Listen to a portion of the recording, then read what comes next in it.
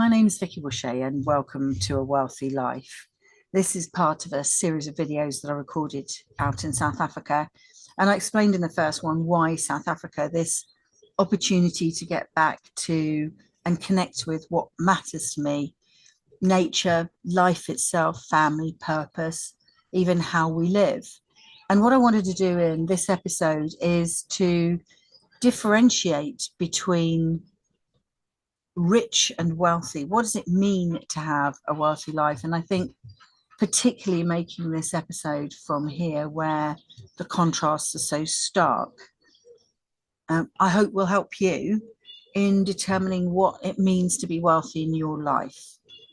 It's the difference between have and have not, but then you could say that's the same as the difference between rich and poor.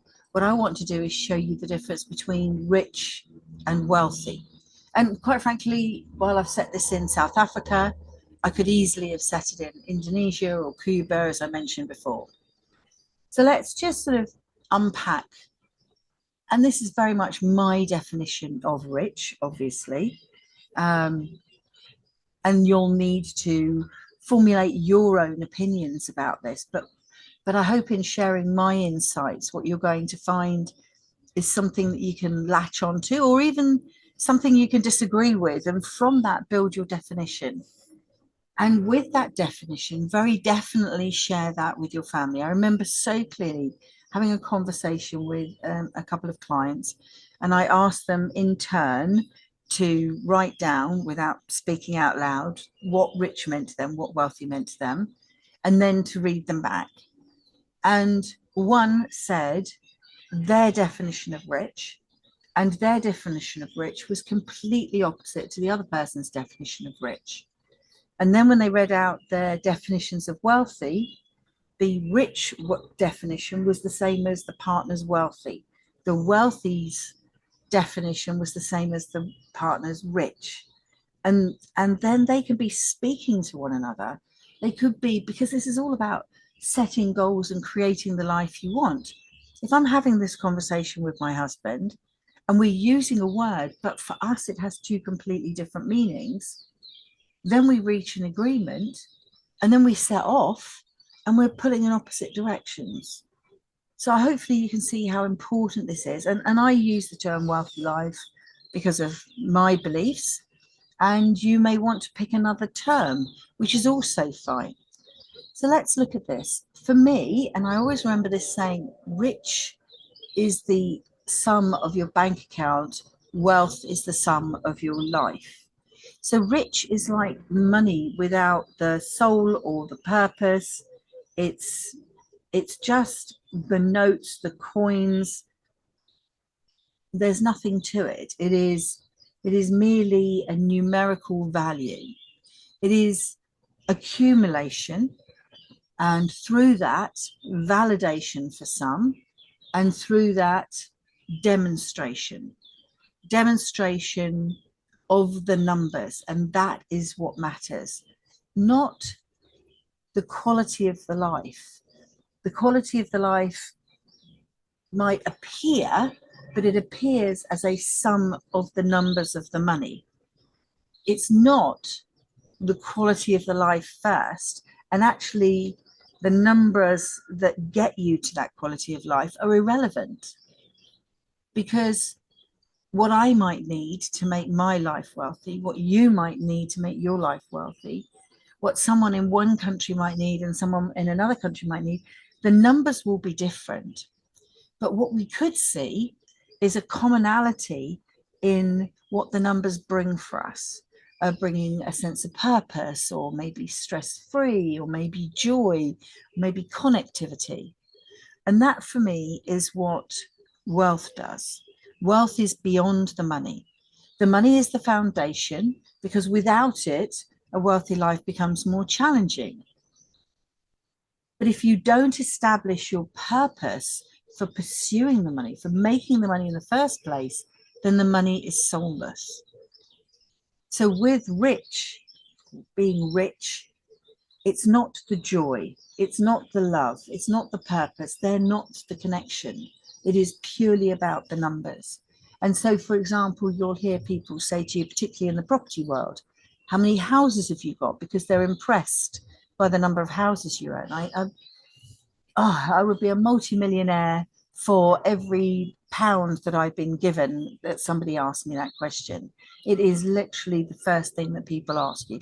How many properties do you have? I could tell you that I've got 100 properties, but if each of the 100 properties was only making £100 a month, and that's only if they're full and only if they don't have any repairs, that actually means I'm very stressed. I'm very worried about money. I don't have a lot of cash flow. Whereas I could have 10 properties making me £300, £400, £500 a month. And I would be in a much better position because I would have a lot less worries, for similar income. So that's the point. It's not the numbers that make the difference. They're important. And of course, we have to count them. We have to monitor them. But they are a means to an end, and the end is the point. The power of money can take over as a soulless driver, as a soulless reason in your life, the simple pursuit of money. Look how many people are working so hard in their businesses, but their family lives are falling apart. And it could be because they've got different values. At different times of our lives, we'll have different values. And I'm not saying money is evil. In fact, it has no nature in its own right at all. But what it can do is end up being the glasses that shape your vision. And if you don't put on the glasses first and choose the glasses that you want to wear, then you're not going to get the clarity of why you want the money, of what you want the money to enable you to do. Is the purpose of having this amount of money in your life because you want to spend more time with your children? I've said this countless times, the number of men that will start a conversation with me when we first meet, and it is about how they're missing out on the lives of their children. Is it because you want more confidence and more financial security for your family? Now that can affect anybody, male, female, whether you're already married with a family or whether you're thinking about starting a family. Knowing that you have enough is really important, and I talk about that. Maybe you want your children to be able to go to school or to university, or maybe even one day leave home. Maybe you want your parents to be comfortable. I've got one friend who's totally driven by making sure that her parents have an excellent retirement. In fact, I've got a number of friends that feel that way.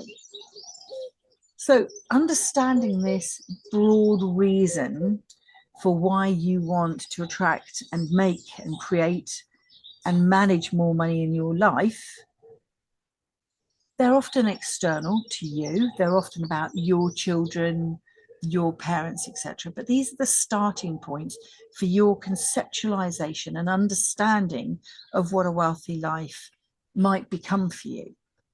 And sometimes we find it easier to start thinking about others, our children, our parents, etc.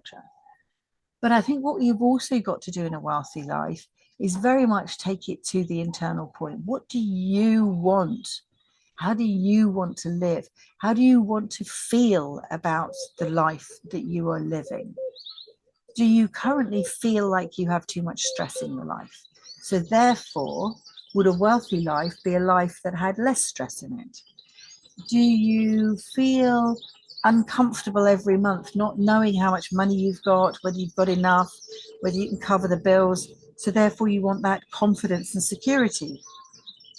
Is that what a wealthy life would feel like for you?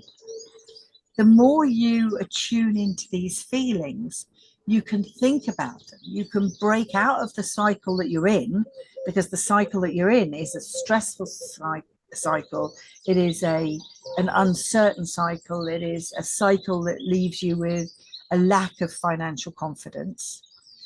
And it's actually a cycle that society teaches us and wants us to live. They prefer us to be that way, stressed and unsettled, because if you're happy and you're not worried about things, then your thoughts turn to how you can still make further improvements, either for yourself, or frequently you start to turn to how can I make improvements for others. I have endlessly throughout this trip passed areas called townships here. I don't know whether I'm comfortable taking photographs, and when we get to Durban, I might speak to a friend about whether it's appropriate or not. But if you have never seen a South African township and seen that people's homes are made out of corrugated metal, and know, particularly here in Cape Town, where we are at the moment, that the temperatures at night in the spring alone can fall to 4 or 5 degrees, but in the summer can turn to 40 or 50 degrees, and they're living in a metal box. It will be freezing in the winter and spring and the autumn, and like an oven in the summer, and that's how they live. And the roof is held down with lumps of rock to stop the vicious winds that sometimes come through here, blowing it away. And those are the more fortunate townships that are actually set up. As we drove into Cape Town on what we would call the gaps between two sides of the road, having said what we would call them, I can't remember the name of what we would call it, the median, I think, but that grassy verge that can sometimes be in the middle of the road. And to see people, is it possible to be even more poor than living in a tin house? They're living in houses made out of plastic bags, cardboard, pallets, and they have nothing, absolutely nothing. And then what you're driving through in the centre of Cape Town is some of the most affluent parts of the city, where all the business is going on, all these high-flying companies, all the banks and everything else, all around these truly desperate camps, and people walking along the street. We saw a man yesterday open up, if you can imagine, a burger container, opened the burger container and ate some of the food that was left in that container. So maybe somebody had finished their burger and left the crust, or maybe they left the pickle or whatever they left, and the man picked it up and ate it from that container. And I just feel like I want to drive round and, I don't know, feed everybody, house everybody, home everybody.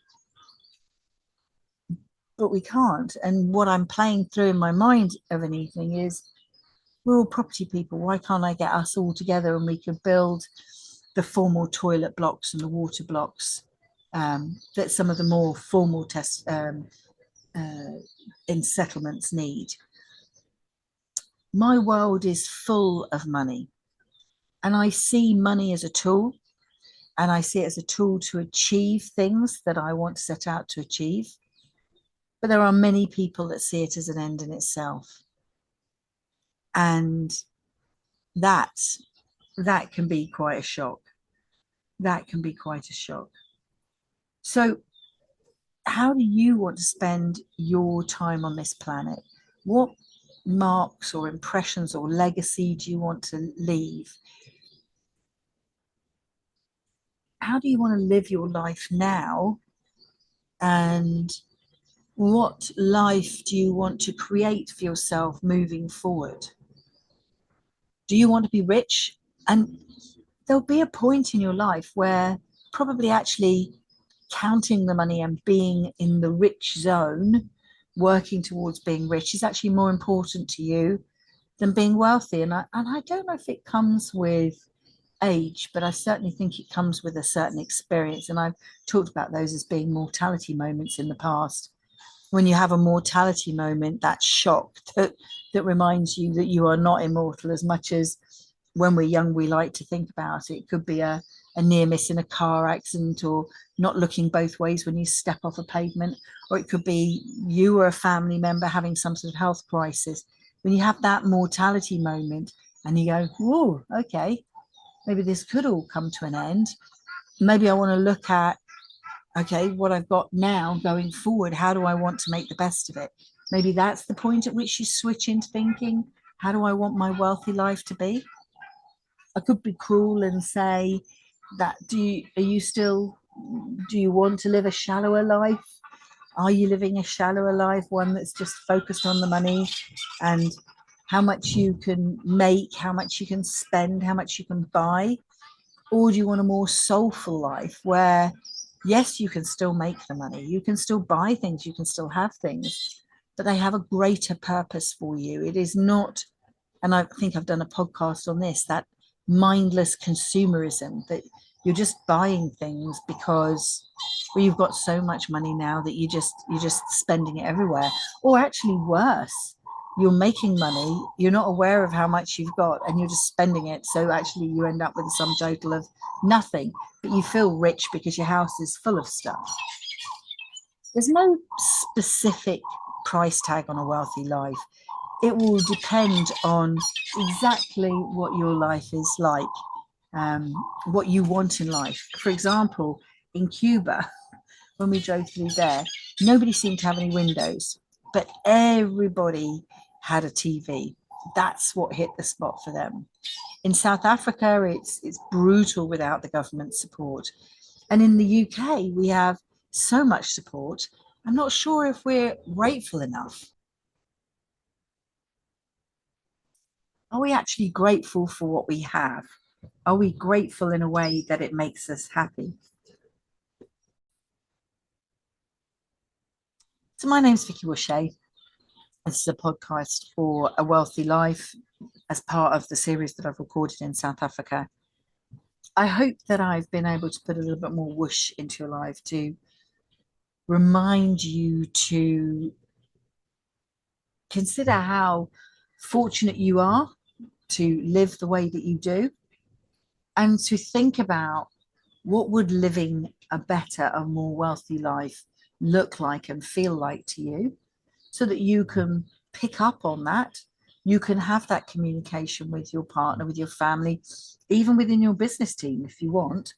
And from that, create a collective goal that you can work towards so that you can live more stress-free, more confident, more comfortable.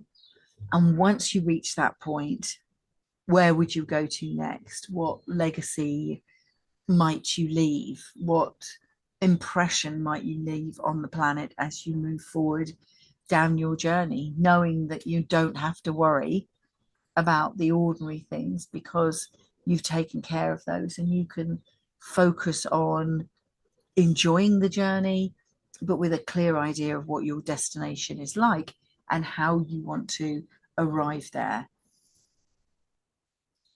I hope you haven't found this preachy. It's merely a reflection on my thoughts while being out here. Part of the reason for being out here, to recenter myself, because it's very easy to get sucked into, often through Facebook, certainly through the media, certainly through a Western lifestyle, to forget the bits that really matter.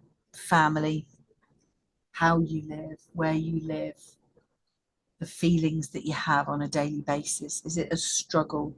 Do you have to go out and collect water, or can you just turn on the tap? Do you have to time your cooking for when there's power? Do you even have a place to cook?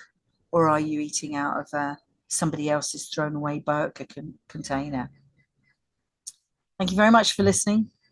There will be more podcasts in this series, and a lot more will be put onto the YouTube channel, and we'll stick the links at the bottom of the page.